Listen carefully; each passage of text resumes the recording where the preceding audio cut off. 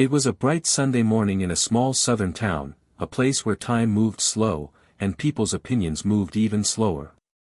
Emily Parker, a white woman in her late 20s, stood in front of a mirror, adjusting her wedding veil. Her eyes sparkled, but behind that glow was a storm of emotions, excitement, fear, and courage. Because today, she wasn't just getting married. She was making a statement. The man waiting for her at the altar wasn't who her town expected. He wasn't who her parents wanted.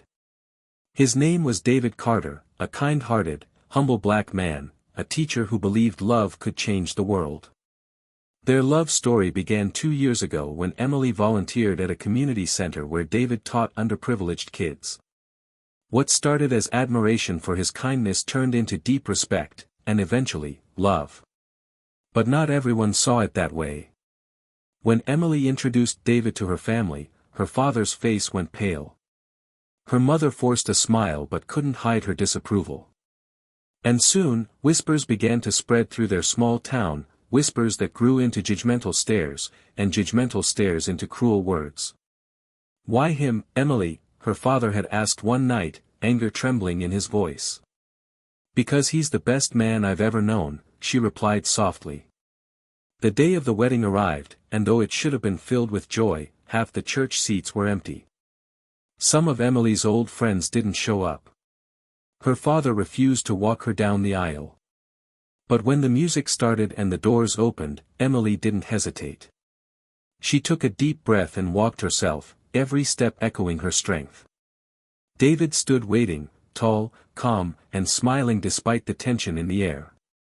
His suit was perfectly pressed, his eyes full of love. When their hands met, the world outside seemed to disappear. The ceremony was simple. Beautiful.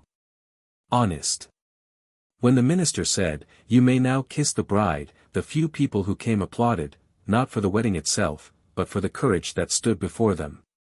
But life after that day wasn't easy.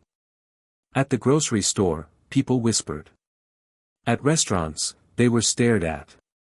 And even at work, Emily overheard comments, small, cruel reminders that prejudice still lived. One night, Emily came home in tears. "David. I'm tired. Why can't people just see us for who we are?"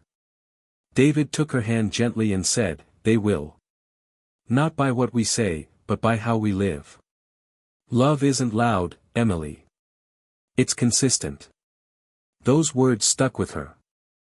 Months passed, and slowly, their love began to speak louder than hate. Emily started hosting open community dinners where everyone was welcome. David continued teaching, inspiring children from all backgrounds. And something began to change. The same neighbors who once avoided them started waving hello. The same co-workers who whispered now asked Emily for advice. Even her father, one evening, showed up at their door. He stood there, awkwardly holding a small box. "I thought you might want this," he said quietly. Inside was Emily's mother's old wedding locket. Tears filled her eyes. Her father looked at David and said, "I was wrong. You've made her happier than I ever could have hoped." David extended his hand. Her father hesitated, then shook it firmly. Years later, Emily and David stood together at the community center where they first met, now renamed the Parker Carter Foundation for Equality. Children of every color played together in the courtyard, laughing freely. Emily smiled and whispered, "You were right, David. Love really does change the world." David smiled back, wrapping his arm around her. "It doesn't change it overnight," he said. "But it starts with two people who refuse to give up."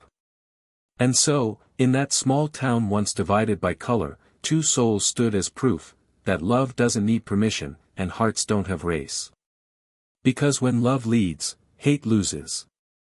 Every single time.